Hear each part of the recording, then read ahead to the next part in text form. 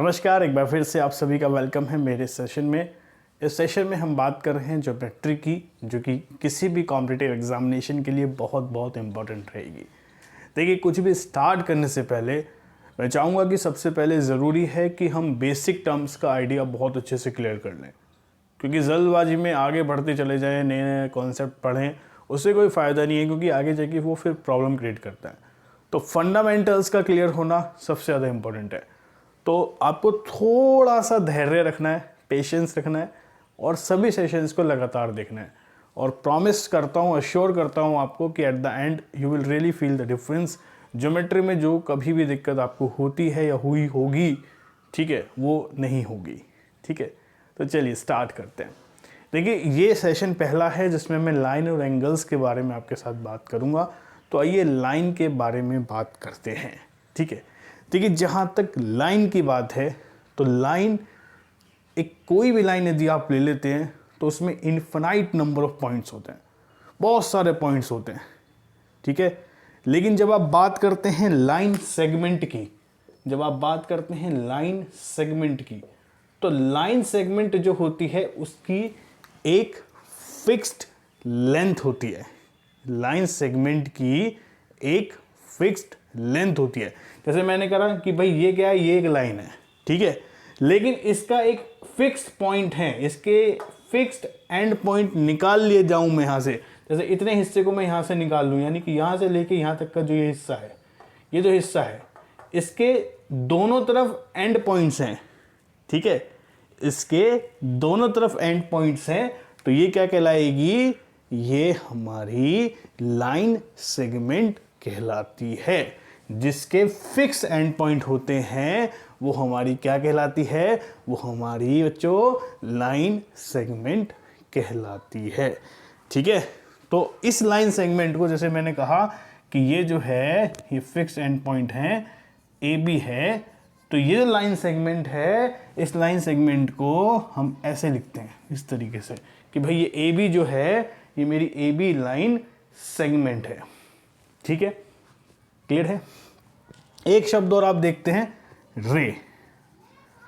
देखिए, जहां तक रे की बात है तो रे का सिर्फ एक ही एंड पॉइंट होता है। जैसे यह यहां से यहां तक, इसको क्या कहेंगे, इसको कहेंगे हम रे। ठीक है, तो एक बेसिक टर्म है, इसका जानकारी बस हमें होना चाहिए कि भाई क्या हमारी रे होती है, क्या हमारी लाइन होती है और क्या हमारी लाइन सेगमेंट होती है। इनका आइडिया हमें एक्चुअली होना ही चाहिए। ठीक है, चलिए, बहुत ही बढ़िया। इसके बाद अब काम की बात पे आते हैं थोड़ा सा। ठीक है, इसके बाद हम बात करते हैं भाई एंगल्स के बारे में। तो जहां तक एंगल्स के बारे में बात करते हैं, हो सकता है कि आपको ये बातें पता हो या ना पता हो, लेकिन मेरा उद्देश्य आपको क्लियर करके चलना है सब कुछ। ठीक है, तो कोण के बारे में बात करते हैं कि भाई कौन कौन से एंगल होते हैं। इसके बारे में एक बहुत ही क्विक एंड फास्ट पढ़ लेते हैं तेजी के साथ ना। जैसे पहले बात करें राइट एंगल की, तो राइट एंगल को क्या कहते हैं कि एक ऐसा कोण जिसका एंगल 90 डिग्री हो। ठीक है, इसको समकोण भी कहा जाता है। हिंदी में क्या कहते हैं, समकोण। यानी कि कोई भी कोण यदि 90 डिग्री का है, ठीक है, तो यानी कि वह क्या कहलाएगा, वह हमारा राइट एंगल कहलाएगा। ठीक है, अगला दूसरा एक्यूट एंगल। एक्यूट एंगल कहते हैं न्यून कोण को, हिंदी में क्या कहते हैं, न्यून कोण। ठीक है, तो एक्यूट एंगल क्या होता है, एक ऐसा एंगल जिसकी वैल्यू 0 से लेके 90 डिग्री के बीच में होती है, उसे हम क्या कहते हैं, उसे हम कहते हैं एक्यूट एंगल। यानी कि कोई भी एंगल जो 0 से बड़ा है और 90 से छोटा है, 0 से बड़ा है और 90 से छोटा है, उस एंगल को क्या कहेंगे, एक्यूट एंगल, या फिर हिंदी में क्या कहते हैं, न्यून कोण। तो कहीं भी न्यून कोण लिखा है कि भाई न्यून कोण है, यानी कि इसका मतलब क्या है, दैट इज एक्यूट एंगल। उसकी रेंज क्या है, 0 से बड़ी है और 90 से छोटी है। ठीक है, ऑब्ट्यूज एंगल। ठीक, ऑब्ट्यूज एंगल कौन सा एंगल होता है, ऑब्ट्यूज एंगल उस एंगल को कहते हैं जो कि 90 से तो बड़ा हो लेकिन 180 से छोटा हो। यानी कि जिसकी रेंज 90 से बड़ी है और 180 से छोटी है, 90 और 180 के बीच में लाई करती है, ऐसे कोण को ऑब्ट्यूज एंगल कहा जाता है। समझ में आया? चलिए, बहुत ही बढ़िया। तीनों कोण क्लियर। हमने क्या पढ़ा? राइट एंगल, ऐसा एंगल जिसकी वैल्यू 90 डिग्री की हो। उसके बाद हमने क्या पढ़ा? एक्यूट एंगल, ऐसा वैल्यू जिसकी रेंज 0 से 90 डिग्री की हो। उसके बाद हमने पढ़ा ऑब्ट्यूज एंगल जो कि 90 टू 180 के बीच में है, ठीक है, that is obtuse angle.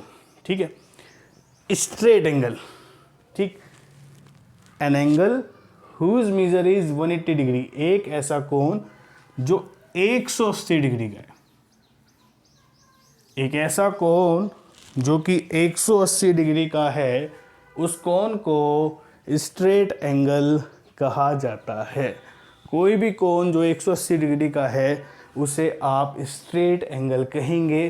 For example देखिए, यदि मैं कोई स्ट्रेट लाइन खींचता हूँ, ये पॉइंट यहाँ पे जो ये एंगल बनेगा दैट इज 180 डिग्री, तो ये क्या कहलाएगा? ये मेरा स्ट्रेट एंगल कहलाएगा। ठीक है, अगला रिफ्लेक्स एंगल, समझिएगा। रिफ्लेक्स एंगल किसे कहेंगे? एक ऐसा एंगल जो कि 180 डिग्री से बड़ा है और 360 डिग्री से छोटा है। An angle whose measure is more than 180 degree but less than 360 degree is reflex angle.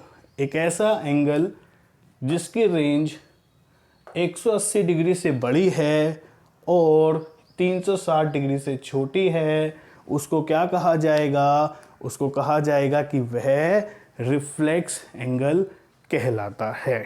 ठीक है, जैसे फॉर एन एग्जांपल आप कहेंगे कि सर फोटो बनाओ, एक फ़ोटो बना के दिखाओ, क्योंकि फ़ोटो से चीज़ें ज़्यादा याद भी रहती हैं और समझ भी आती हैं।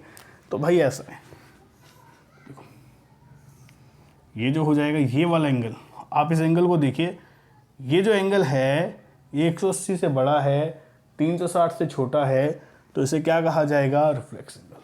ठीक है, राइट एंगल ये हो गया भैया, 90 डिग्री हो गया राइट एंगल। ठीक है, एक्यूट एंगल भाई ये हो गया जिसकी रेंज 0 और 90 के बीच में। ठीक, ऑब्ट्यूज एंगल लो जी भैया, 90 से बड़ा है, 180 से छोटा है। स्ट्रेट एंगल ये रहा भाई साहब, और रिफ्लेक्स एंगल जो 180 और 360 डिग्री के बीच में है वो अपना क्या है भैया? रिफ्लेक्स एंगल है। बहुत ही शानदार। ठीक है, समझ में आया होगा।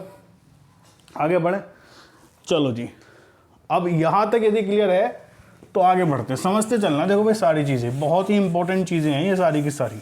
ठीक है, जो भी बता रहा हूँ ना, क्योंकि क्या है ना, हम पढ़ लें भैया ट्रायंगल की प्रॉपर्टी, पता लगा ये नहीं पता कि रिफ्लेक्स एंगल क्या है, क्या हैप्पी बर्थडे हो गया फिर से पढ़ो, है ना, तो दिक्कतें होती हैं फिर। तो एक बेस को स्ट्रॉन्ग करने के लिए ज़रूरी है कि पढ़ें आप सारी चीज़ें। ठीक है, क्लियर? चलिए आगे बढ़ते हैं। चलो जी, आगे आ जाते हैं ना। उसके बाद हम पढ़ते हैं, ये हमने अभी पढ़ा टाइप ऑफ एंगल्स, हमने पढ़ा right angle, acute angle, obtuse angle, straight angle, reflex angle. I hope कि यहाँ तक क्लियर हुआ होगा। ठीक है, अभी अपन आ जाते हैं आगे, और आगे आने पे अभी हम देखते हैं क्या, कॉम्प्लीमेंट्री एंगल और सप्लीमेंट्री एंगल। कि भाई कॉम्प्लीमेंट्री एंगल क्या होते हैं और सप्लीमेंट्री एंगल क्या होते हैं, इसके बारे में थोड़ा सा जान लेते हैं, है ना, कि ये दोनों चीज़ें क्या होती हैं। ठीक है, कॉम्प्लीमेंट्री एंगल को कहते हैं कोटि पूरक कोण। ठीक है, यानी कि कोई भी कोण कॉम्प्लीमेंट्री एंगल तब कहलाएंगे, कोटि पूरक कोण तब कहलाएंगे जब उन दोनों कोण का योग मिलके 90 डिग्री होगा। When sum of any two angle is 90 degree, then it is complementary angles। ठीक है, जब किन्हीं कोण का योग मिलके 90 डिग्री हो तो उन्हें कॉम्प्लीमेंट्री एंगल कहते हैं। ठीक है, जैसे मैंने कहा कि एक एंगल है जी 50 और दूसरा क्या है 40, तो ये दोनों आपस में क्या हो जाएंगे, ये दोनों एंगल आपस में कॉम्प्लीमेंट्री हो जाएंगे। इन दोनों एंगल्स को क्या कहा जाएगा कि आपस में क्या है, कॉम्प्लीमेंट्री एंगल्स हैं साहब। ठीक है, ठीक है साहब। उसके बाद आ जाइए आगे, दूसरा क्या है, सप्लीमेंट्री एंगल, यानी कि समपूरक कोण। ठीक, यानी कि किन्हीं भी दो एंगल का सम यदि 180 डिग्री है, if sum of any two angles is 180 degree then it is supplementary angle.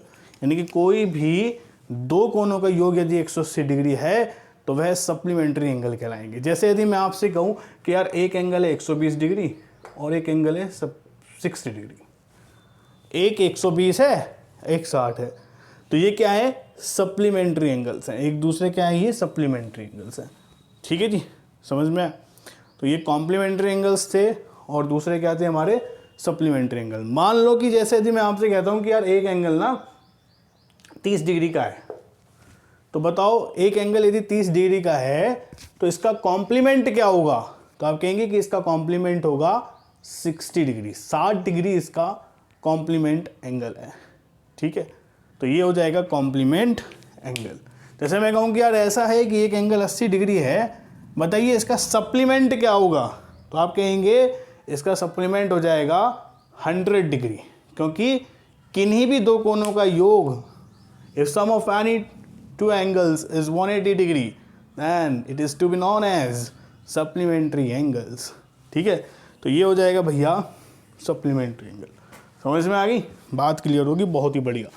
अब है बहुत ही इंपॉर्टेंट पॉइंट, यहाँ तक हो सकता था कि आप जानते हो, आगे बढ़ते हैं अगले एंगल पे।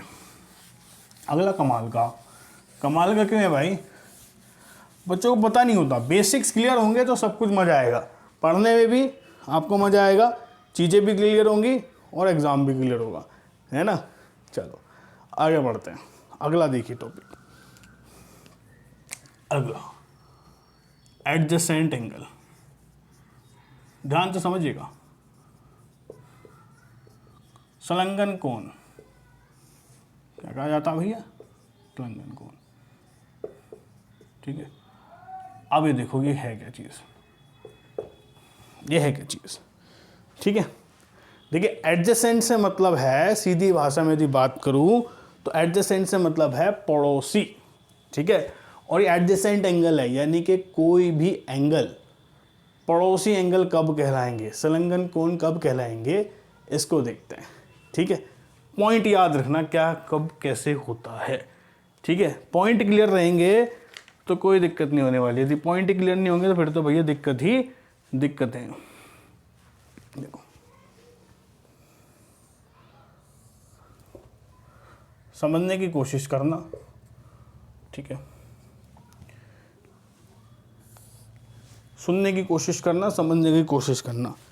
किन्हीं भी दो कोनों को एडजेसेंट एंगल तब कहा जाएगा जब उन दोनों कोनों की, उन दोनों एंगल की सेम वर्टेक्स होगी। क्या होगी, सेम वर्टेक्स। पहला पॉइंट, किन्हीं भी दो कोनों को एडजेसेंट एंगल तब कहा जाएगा जब उनकी सेम वर्टेक्स होगी। ठीक है, उनमें एक कॉमन आर्म होगी, एक कॉमन भुजा होगी। ठीक है, पहला पॉइंट सेम वर्टेक्स, दूसरा पॉइंट कॉमन आर्म, और तीसरा पॉइंट कि non common arm are on either side, non-common arm are on either side of common arm।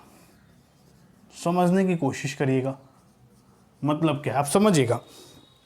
ये बन गया भैया दो कोण, एक ये और एक ये, और किन्हीं भी दो कोनों को एडजेसेंट एंगल तब कहा जाता है जब उनमें सेम वर्टेक्स हो। तो देखिए यहां पे सेम वर्टेक्स है, इस वाले कोण की भी वर्टेक्स यही है और उस वाले कोण की भी वर्टेक्स यही है, सेम वर्टेक्स है। Is it clear? एक कॉमन आर्म होनी चाहिए। तो ये देखिए इस वाले कोण के लिए भी ये एक आर्म है, ये एक भुजा है ओसी, और इस वाले कोण के लिए भी ये एक भुजा है ओसी। तो कॉमन आर्म भी है, एक कॉमन भुजा भी है, एक ही वर्टेक्स भी है, और क्या कहता है तीसरा बिंदु, नॉन कॉमन आर्म, जो कि भुजा कॉमन नहीं है, नॉन कॉमन आर्म है, are on the other side of common arm, common arm के एक इस तरफ हो, कॉमन आर्म के एक दूसरी तरफ हो, तो यानी कि इस कॉमन आर्म के एक इस तरफ है, इस कॉमन आर्म के एक उस तरफ है। ठीक है, यदि ऐसी कंडीशंस होंगी तो वे दोनों कोण आपस में क्या कहलाए जाएंगे, एडजेसेंट एंगल कहलाए जाएंगे। उनका एक ही वर्टेक्स हो, कॉमन आर्म हो, and non common arm are on the other side of the common arm. समझ में आई बात? ठीक है, अब एक प्रश्न ये निकल के आता है कि क्या ये दोनों कोण एडजेसेंट एंगल हैं? तो हम कहेंगे नहीं, ये दोनों कोण एडजेसेंट एंगल नहीं है। क्यों? देखिए, वर्टेक्स भले ही सेम है लेकिन कोई कॉमन आर्म नहीं है। ठीक है, वर्टेक्स भले ही इनका एक है लेकिन कोई कॉमन आर्म नहीं है, इस वजह से ये एडजेसेंट एंगल नहीं कहलाएंगे। ठीक है, तो उम्मीद करता हूं कि ये जो कॉमन आर्म है, ये जो एडजेसेंट एंगल का कॉन्सेप्ट है, समझ में आया होगा कि कब एडजेसेंट एंगल बोला जाता है। बच्चा पढ़ लेता है, क्वेश्चन सॉल्व कर रहा है जी, लेकिन उसने ये मालूम ही नहीं है कि एडजेसेंट एंगल किन को बोलते हैं। बस पढ़ लिया एडजेसेंट एंगल, एंगल को ही बोलता होगा। ठीक है, तो ध्यान से समझिएगा, एडजेसेंट एंगल में सेम वर्टेक्स हो, एक कॉमन आर्म हो और non common arm on the other sides of the common arm. Is it clear? ठीक है, क्लियर, बढ़िया, एकदम मजा आ रहा है। चलिए, बहुत ही शानदार, यहाँ तक क्लियर। अब आगे आते हैं। अब भैया हमने ये पढ़ा, अब आते हैं आगे। ठीक है, ठीक है, आगे आते हैं। अगला पढ़ते हैं लाइनियर पेयर, लीनियर पेयर जिसे बोलते हैं। ठीक है, रैखिक युग्म। अब वो क्या होता है उसको देखिए, ध्यान से देखते चलिए, समझते चलिए। ठीक है,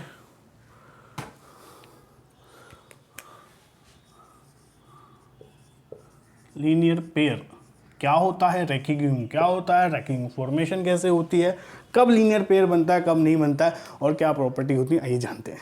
ठीक है, चलिए। हाँ जी, लीनियर पेयर, रैखिक युग्म। ठीक है,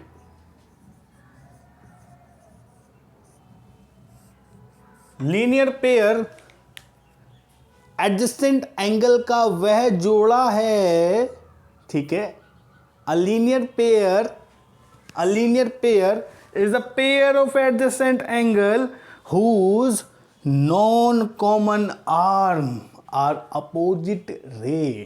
क्या कह दिया हिंदी में बताओ, है समझाते हैं, समझिए। लीनियर पेयर रैखिक युग्म एडजेसेंट एंगल यानी कि संलग्न कोण का वह जोड़ा है। दो संलग्न कोण इस प्रकार से होने चाहिए कि जो उनकी नॉन कॉमन आर्म है, जो भुजा कॉमन नहीं है, वह अपोजिट रेज होनी चाहिए। ठीक है, ये समझिएगा। तो आइए इसको लिखते हैं, अ पेयर एक जोड़ा of adjacent angle whose non common arm, जो नॉन कॉमन भुजा है, जो कॉमन नहीं है, आर अपोजिट रे, वो अपोजिट रे है। रे के बारे में मैंने आपको सबसे शुरू में बताया कि रे का एक एंड पॉइंट होता है और एक दिशा में वो चल रही होती है। ठीक है, तो यानी कि कुछ ऐसा, फिगर के सारे समझेंगे तो थोड़ा सा और ज़्यादा क्लियर होगा। कुछ ऐसा देखिए, ध्यान से, इसको भी रहने दीजिए, ऐसा फिगर बनाते हैं इस तरीके से।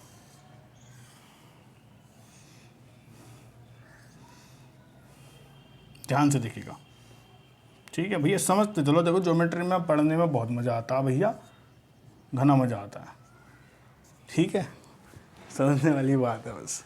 चलो देखो, अब देखो, एक तो कौन हो गया ये वाला और एक कौन हो गया ये वाला, दो कौन है दिख रहे हैं ना। एक तो कौन हो गया ये वाला है और एक हो गया ये वाला। अब सबसे पहले तो ये देखो कि क्या ये एडजेसेंट एंगल्स हैं। बिल्कुल ये एडजेसेंट एंगल्स हैं क्योंकि इनकी सेम वर्टेक्स है, ठीक है, एक ही कॉमन भुजा है और जो नॉन कॉमन भुजा है वो अपोजिट रेज हैं। ध्यान से दिख रहा है, वो अपोजिट रेज हैं, ठीक है। तो ये दोनों आपस में एडजेसेंट एंगल्स हैं और यदि एडजेसेंट एंगल का पेयर इस तरीके से होगा कि उनकी जो नॉन कॉमन आर्म है वह अपोजिट रे है तो लीनियर पेयर फॉर्मेशन होगा। अब देखिए नॉन कॉमन आर्म कौन सी, एक तो ये रही और एक ये रही, एक ये रही और एक ये रही, एक ये रही, एक ये रही, एक ये रही, ये ना, ये तो कॉमन हो गई। इसकी ये नॉन कॉमन आर्म है, एक नॉन कॉमन आर्म है और ये एक दूसरे के अपोजिट हैं और यू कैन से कि ये दोनों स्ट्रेट लाइन फॉर्म कर दें। तो ऐसे ही इन दोनों के एंगल को बोलेंगे कि ये दोनों ने क्या बनाया है, लीनियर पेयर फॉर्मेशन बनाया है। समझ में आया, ठीक है। समझ में, एडजेसेंट एंगल का वो जोड़ा जिसकी नॉन कॉमन आर्म क्या है, अपोजिट रेज है, तो वो कहेंगे कि ये क्या बन गया है, लीनियर पेयर, रैखिक युग्म बन गया है। और कभी भी मान लीजिए ये एंगल x है, ये एंगल y है, और कभी भी यदि लीनियर पेयर फॉर्मेशन होती है, कभी भी यदि लीनियर पेयर फॉर्मेशन होती है तो दोनों एंगल्स जो होते हैं वो आपस में सप्लीमेंट्री होते हैं। सप्लीमेंट्री पढ़ाया तभी, तो यानी कि x और y का योग 180 डिग्री होगा, ठीक है, क्लियर है। बहुत ही सिंपल, बहुत ही सिंपल और बहुत ही सिंपल भैया। अरे देखो, यदि मैं आपसे कहूँ कि ये एंगल 110 डिग्री का है, बताइए ये वाला एंगल कितना होगा, तो आप कहेंगे कि भाई ये 50 होगा। क्यों 50 होगा, क्योंकि ये लीनियर पेयर फॉर्मेशन हो रही है, दिख रहा है, सेम वर्टेक्स है, नॉन कॉमन आर्म जो है वो अपोजिट रे है, तो लीनियर पेयर फॉर्मेशन हो रहा है। और लीनियर पेयर फॉर्मेशन होता है तो दोनों एंगल सप्लीमेंट्री हो जाते हैं। यदि एक 110 है, माफ़ करिएगा ये 70 होगा, ये 110 है तो ये 70 होगा। क्यों, क्योंकि दोनों का योग 180 होगा, बिकॉज बोथ का सम 180 होगा, ठीक है। समझ में आई बात, चलिए बहुत ही शानदार, यहाँ तक आपको समझ में आया होगा एंगल क्या थे, ये सारी चीज़ें जो थी ये क्लियर हुई होंगी, ठीक है। चलो अब क्या है, एक प्रश्न दिखाता हूँ और उससे समझाता हूँ, ठीक, देख लीजिएगा ये। तो हमने देखा एडजेसेंट एंगल क्या होते हैं। एडजेसेंट एंगल वो एंगल होते हैं जो कि पड़ोसी होते हैं और ऐसे पड़ोसी होते हैं जिनकी सेम वर्टेक्स हो, एक कॉमन आर्म हो और non common arm other side पे हो, तो वे एडजेसेंट एंगल कहलाएंगे। संगन कौन कहलाएंगे, लीनियर पेयर, रैखिक युग्म क्या होता है, रैखिक युग्म एडजेसेंट एंगल का वही पेयर होता है, वही पेयर होता है जिसमें नॉन कॉमन आर्म अपोजिट रे हो जाए या फिर स्ट्रेट लाइन फॉर्म कर दें, ठीक है। वही रैखिक युग्म फॉर्मेशन होता है, ठीक है, समझे। चलिए, उम्मीद करता हूँ कि प्रश्न आपको दिख रहा होगा। काफ़ी देर से आप परेशान होंगे इस क्वेश्चन को देखते हुए, तो क्वेश्चन देखिएगा, क्वेश्चन क्या कह रहा है। कह रहा है कि इस फिगर में PR is parallel to QU, PR QU के पैरेलल है, समांतर रेखाएं हैं, समांतर रेखाएं बिल्कुल स्ट्रेट होती हैं, उनके बीच में सेम गैप होता है। हालांकि इसको मैं डिस्कस करूंगा आपके साथ अगले सेशन में, वो कभी भी इंटरसेक्ट नहीं करती हैं, आप उसको कहीं भी बढ़ा लो, ठीक है, समझ रहे हो। तो PR और QU यानी कि ये और ये समांतर रेखाएं हैं। STU आपका 30 है, SUT आपका 90 डिग्री का है। PRS की वैल्यू आपको बतानी है, ये वाले कोण की वैल्यू आपको बतानी है कि ये वाला कोण हमारा कितना होगा, ठीक है। सबसे पहले देखिए, याद रखिएगा, आप जानते भी होंगे, हालांकि हम इस पर डिस्कशन करेंगे आगे ट्रायंगल पे, बट एक बेसिक सी बात है, आप ये सभी जानते होंगे कि त्रिभुज के तीनों कोणों का योग 180 डिग्री होता है, ठीक है। तो यदि ये 90 है, ये 30 है, तो ये वाला कितना हो जाएगा भाई, 120, और ये 60 हो जाएगा, 60, ठीक है। अब आप ये देखिए, ये एंगल और ये एंगल, क्या ये दोनों आपस में एडजेसेंट एंगल हैं, बोला सेम वर्टेक्स, बोला एक कॉमन आर्म, बोला non common arm opposite side, बिल्कुल, और साथ ही non common arm opposite ray हैं, यानी कि लीनियर पेयर भी फॉर्म हो रहा है, और लीनियर पेयर यदि फॉर्म होता है तो दोनों एंगल का सम सप्लीमेंट्री होता है। तो ये 60 है तो ये 120 हो जाएगा। बोलो यस, बोलो यस, हो जाएगा नहीं हो जाएगा? ठीक है, हो जाएगा ना, ठीक। अब ये 120 है तो ये वाला एंगल 60 हो जाएगा नहीं हो जाएगा? सेम लीनियर पेयर फॉर्मेशन, ठीक है। और यदि ये दोनों रेखाएं पैरेलल लाइंस हैं, if these both lines are parallel lines, तो आप मुझे ये बताइए कि यदि angle R S Q 60 degree है तो पी आर एस और क्यू एस आर इन दोनों का सम भी 180 होगा नहीं होगा? तो ये 120 हो जाएगा नहीं हो जाएगा? सिंपल सी बात।